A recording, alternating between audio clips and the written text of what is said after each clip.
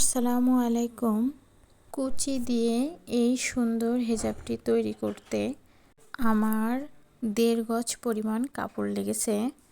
এটাকে আমি প্রথমে ডাবল ভাঁজ করে 25 ইঞ্চিতে মার্ক করে নেব। দেখেন কিভাবে ধরে আমি মার্ক করে নিচ্ছি। এরপর আমি আস্তে আস্তে পিছন সাইডে যাব। হিজাবের পিছন সাইডটা আমি 28 ইঞ্চি করব। এর কারণে অল্প অল্প করে আমি বাড়াবো। দেখেন কিভাবে বাড়াচ্ছি। এই হিজাবটা আমি 3 থেকে 4 বছরের বাচ্চাদের জন্য তৈরি করছি। দেখেন আমি এইভাবে পুরোটা রাউন্ড করে কাটিং করে নিলাম। এখন আমি ভাঁজ দিয়ে দেখে নেব পুরোটা কত ইঞ্চি হলো। এই তো 25 ইঞ্চি আর 28 ইঞ্চি। এখন এই মাথায় আমি একটা কাট করে নেব, যাতে বুঝতে পারি যে এইখানে মিডল পয়েন্ট। এখন আমি এই যে 3 ইঞ্চি করে, দেখেন 3 ইঞ্চি করে কাপড় কেটে নিয়েছি কিছু। হ্যাঁ, এই 3 ইঞ্চি কাপড়টা এখন আমি জয়েন্ট করে নেব। অনেকগুলো একসাথে জয়েন্ট করতে হবে, যেহেতু রাউন্ডে অনেক কুচি দেওয়া লাগবে। এই কাপড়টাকে আমি 2 ভাঁজ করে নেব। দেখেন এইভাবে 2 ভাঁজ করে নিচ্ছি। 2 ভাঁজ করে নিলে কুচিটা অনেক সুন্দর হবে। এখন আমি একটু চেপে চেপে, দেখেন কিভাবে চেপে চেপে নিচ্ছি, যাতে সুন্দর করে অ্যাটাচড হয়ে থাকে। হিজাবের রাউন্ডে এখন আমি এটাকে বসিয়ে তারপর কুচি দেব। আপনারা চাইলে আগে কুচি দিয়ে তারপরেও এখানে বসাতে পারেন। তো আমার কাছে এটাই সহজ মনে হয়, এজন্য আমি এভাবেই কুচি দিলাম। আপনারা আপনাদের সহজ কঠিন অনুযায়ী আপনাদের মতো কুচি দিয়ে নেবেন। এই তো দেখেন আমার কুচি দেওয়া হয়ে গেছে। আমার যতটুকু লাগবে ততটুকু রেখে আমি কেটে নিলাম। এরপরে এখন আমি এর উপরে একটা চাপ সেলাই দিয়ে নেব। চাপ সেলাই দিলে অনেক সুন্দর করে পেতে থাকবে। কুচিগুলো আপনাদের দেখিয়ে দিলাম। দেখেন কত দারুণ কুচিগুলো হয়েছে। এখন আমি ক্যাপ কাটিং করব। এর জন্য ডাবল ভাঁজ করে কাপড় নিয়ে নিয়েছি।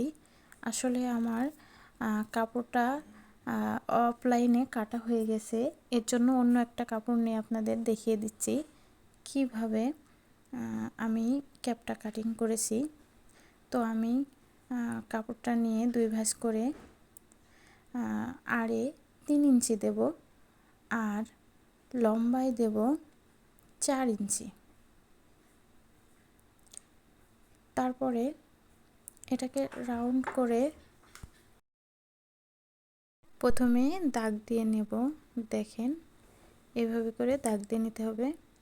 এরপর এটা কাটিং করে নেব।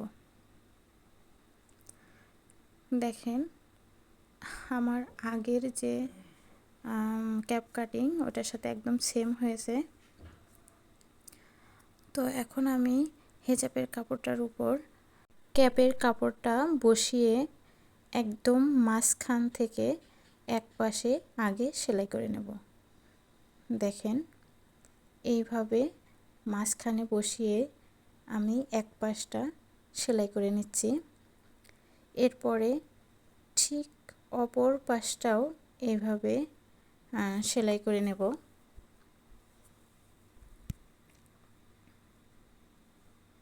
মাঝখান থেকে সেলাই করলে কাপড়টা একদম মাঝ বরাবরই পড়ে, বড় ছোট হয় না, এজন্য মাঝ বরাবরই সেলাই করতে হবে। আমি এটাকে আটকে নিলাম। এখন দেখেন আমার কাপড়টা লাগানো হয়ে গেছে।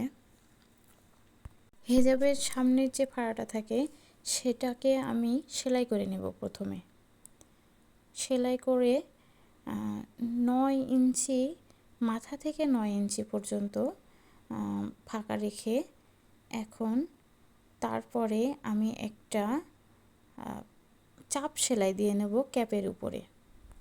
আমার ক্যাপটা রেডি। দেখেন আমি একটা কাপড় নিয়েছি, সেটাকে 2 ভাঁজ করে সেলাই করে নেব, লম্বা করে সেলাই করে নেব। যতটুকু কাপড় লাগবে এটা আমি ক্যাপের উপরে কুচি দেব। এটা এখন একটা সেফটি পিন দিয়ে উল্টায়ে নেব। এভাবে করে উল্টায়ে নিলে হয়ে গেল। একটু চেপে চেপে বসিয়ে নিলাম যাতে সুন্দর হয়। এখন আমি এটাকে আগে কুচি দিয়ে নেব। আপনারা চাইলে ক্যাপের উপর বসিয়েও কুচিটা দিতে পারেন। এখন হিজাবটাকে এইভাবে করে একদম মাঝ বরাবর নিয়ে যাব। এখন ক্যাপের যে কুচিটা তৈরি করেছিলাম সেটাকে এর উপর বসিয়ে সেলাই করে দেব। যারা আমার ভিডিওটা দেখেছেন তাদেরকে অনেক ধন্যবাদ। যারা এখনও আমার চ্যানেলটিকে সাবস্ক্রাইব করেননি প্লিজ সাবস্ক্রাইব করে দিন। এইভাবে সুন্দর করে ঘুরিয়ে এখন আমি যতটুকু কাপড় লাগবে ততটুকু রেখে বাকিটুকু কেটে ফেললাম। দেখেন আমি এইভাবে আটকে দেব। এভাবে কুচি দিলে ক্যাপের কাপড়টা অনেক সুন্দর দেখা যায়। এই তো রেডি হয়ে গেছে আমাদের ছোট্ট সোনামণির হিজাব।